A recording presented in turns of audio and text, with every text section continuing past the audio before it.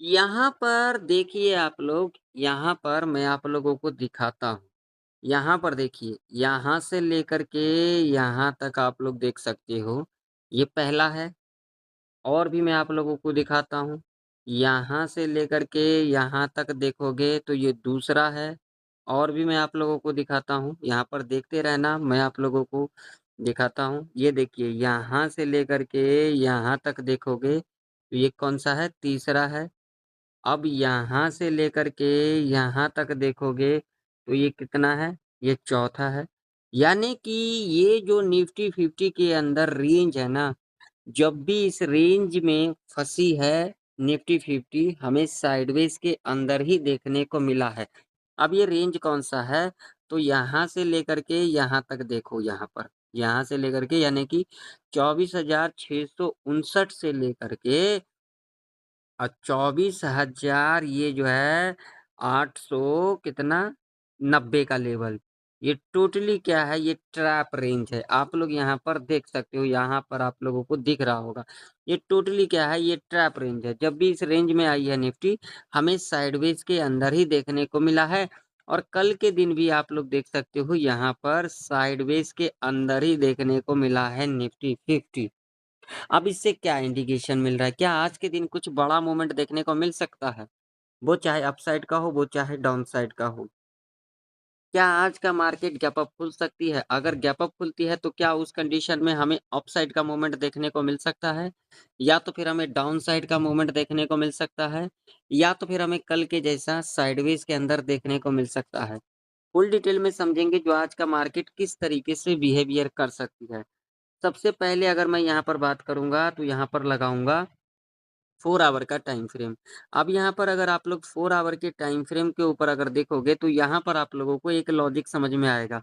अब यहाँ पर लॉजिक क्या समझ में आएगा तो यहाँ से लेकर के यहाँ तक की अगर हम बात करेंगे तो ये ट्रेंड लाइन है और इसी ट्रेंड लाइन से बार-बार क्या लिया जा रहा है? रेजिस्टेंस लिया जा रहा है।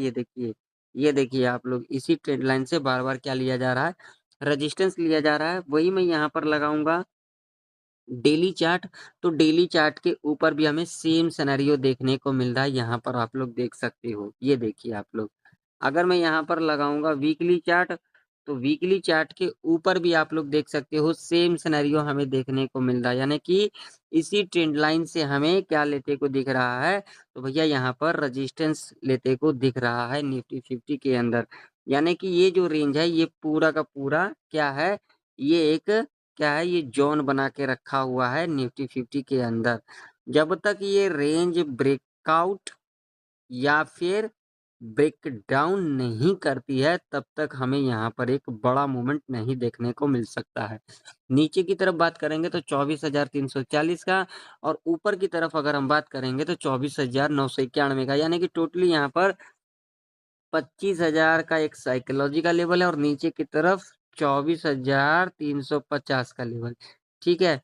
यहाँ से लेकर के यहाँ तक यानी कि यहाँ से लेकर के यहाँ तक हमें कुछ बड़ा मूवमेंट नहीं देखने को मिल सकता है। होने के लिए कुछ भी हो सकता है, ये मार्केट है।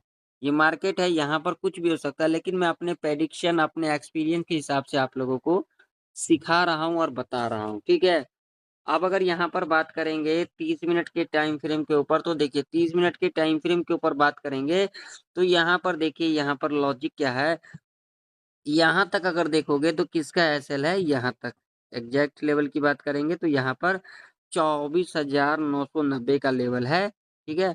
और ये कब का कैंडल है तो यहाँ पर आप लोग देख सकते हो 4 सितंबर थर्सडे का, ठीक है?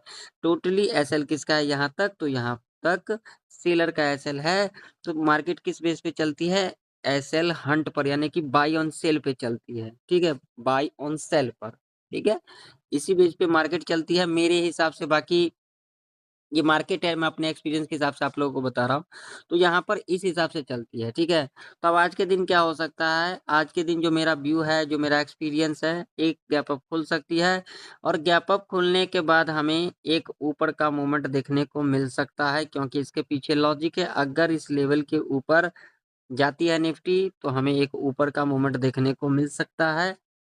लेकिन यहाँ पर क्या हो सकता है, तो इस लेवल के अगर ऊपर गैप अप खुलती है, तो यहाँ से एक हमें डिप लेते को दिख सकता है और उसके बाद अगर इस लेवल के ऊपर जाती है, तो हमें एक ऊपर का मूवमेंट देखने को मिल सकता है। तो अब अगर हम बात करेंगे यहाँ पर लेवल की, तो सबसे पहला जो लेवल हमारे लिए होगा वो होगा 24,990 का, और नीचे की तरफ सपोर्ट की बात करेंगे तो 24,620 का, जो कि एक इम्पोर्टेंट सपोर्ट के रूप में कामकाज कर सकती है निफ्टी 50 के अंदर, ठीक है। तो मान लीजिए कि अगर इस लेवल के ऊपर गैप अप खुल जाती है, आप लोग लाइक करना भूल जाते हैं, लाइक जरूर से जरूर करना, चैनल पर नए हो तो सब्सक्राइब भी कर लेना, और साथ ही साथ इस वीडियो को ज़्यादा से ज़्यादा शेयर करना, ताकि लोगों को भी सच्चाई और अच्छा जानकारी मिले, मेरे चैनल के ऊपर कुछ सीखने को मिले, ठीक है। तो अगर इस लेवल के ऊपर गैप अप खुल जाती है, तो गैप अप खुलने के बाद डिप लेती है, डिप लेने के बाद अगर ऊपर की तरफ इस तरीके से क्लोजिंग कर देती है, तब हम यहाँ पर कहीं न कहीं सी साइड की तरफ जा सकते हैं, अपने रिस्क रिवॉर्ड के हिसाब से। और पहला जो लेवल हमारा यहाँ पर रह सकता है 2579 का, और दूसरा लेवल हमारा यहाँ पर रह सकता है, जो कि लेवल होगा 25,187 का। ये 2 लेवल हमारे लिए इम्पोर्टेंट रह सकती है ऊपर की तरफ, ठीक है। अब मान लीजिए यहाँ कहीं खुल जाती है, यहाँ फ्लैट ही खुल जाती है जहाँ पर क्लोजिंग है। अगर यहाँ पर खुल जाती है, तो यहाँ पर अगर 30 मिनट तक इस तरीके का कंसोलिडेट करती है, और कंसोलिडेट करने के बाद ऊपर की तरफ ब्रेकआउट करती है, यहाँ से डिप लेती, डिप लेने के बाद ऊपर की तरफ क्लोजिंग करेगी, तब हम यहाँ पर कहीं न कहीं सी साइड की तरफ जा सकते हैं अपने रिस्क रिवॉर्ड के हिसाब से। पहला लेवल ये, दूसरा लेवल ये कहीं न कहीं रह सकता है, ठीक है। अब मान लीजिए कि अगर यहाँ पर गैप डाउन खुल जाती है, तो यहाँ पर क्या करके चल सकते हैं। देखिए, यहाँ मार्केट में कुछ भी हो सकता है, तो हम प्रेडिक्शन इसीलिए करते हैं ताकि हमें क्या कुछ करना होगा नेक्स्ट डे, इसे हम समझते हैं, ठीक है। तो मान लीजिए अगर इस लेवल के नीचे गैप डाउन खुल जाती है, तो हमें क्या करना होगा। तो देखिए, अगर इस लेवल के नीचे गैप डाउन खुल जाएगी, तो पहला यहाँ पर क्या हो सकता है, गैप डाउन खुलने के बाद अगर पहला 15 मिनट का कैंडल अगर यहाँ पर रेड कैंडल बन जाती है या फिर ग्रीन कैंडल बन जाती है, हम हाई और लो मार करके चलेंगे, जो पहला 15 मिनट का कैंडल बनेगी, ठीक है। उसके बाद अगर ऊपर की तरफ ब्रेकआउट करती है, ठीक है, ब्रेकआउट करने के बाद क्लोजिंग भी अगर कर जाती है, तब हम यहाँ पर सी साइड की तरफ कहीं न कहीं जा सकते हैं अपने रिस्क रिवॉर्ड के हिसाब से। अगर नीचे की तरफ ब्रेकडाउन करती है और क्लोजिंग भी करती है, तब हम यहाँ पर पी साइड की तरफ जा सकते हैं अपने रिस्क रिवॉर्ड के हिसाब से। देखिए, मैं किसी को यहाँ पर कॉल पुट के लिए नहीं कहता हूँ, मैं सिर्फ आप लोगों को सिखाता हूँ, तो आप लोग ज़्यादा से ज़्यादा सीखने पे ध्यान दिया करो। चलिए, अब बैंक निफ्टी का चार्ट देख लेते हैं। बैंक निफ्टी का भी चार्ट आप लोगों के सामने है। बैंक निफ्टी के अंदर अगर हम बात करेंगे रेजिस्टेंस की, तो रेजिस्टेंस हमारे लिए 54,327 का रह सकता है, और सपोर्ट की अगर हम बात करेंगे तो 54,063 का रह सकता है।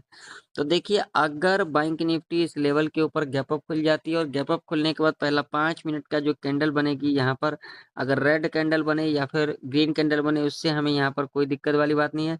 हमें सीधा लो को मार करके चलना है।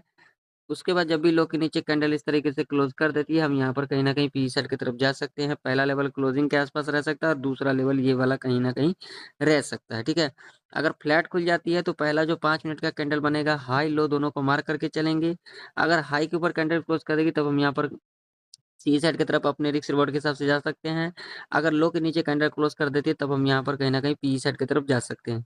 अगर गैप डाउन खुल जाती है, उस कंडीशन में क्या करके चल सकते हैं, अगर गैप डाउन खुलती है, तो पहला 5 मिनट का कैंडल हाई के ऊपर अगर क्लोजिंग करेगी, तो कॉल साइड की तरफ जा सकते हैं। अगर लो के नीचे क्लोजिंग करेगी, तो हम यहाँ पर पी साइड की तरफ जा सकते हैं अपने रिस्क रिवॉर्ड के हिसाब से।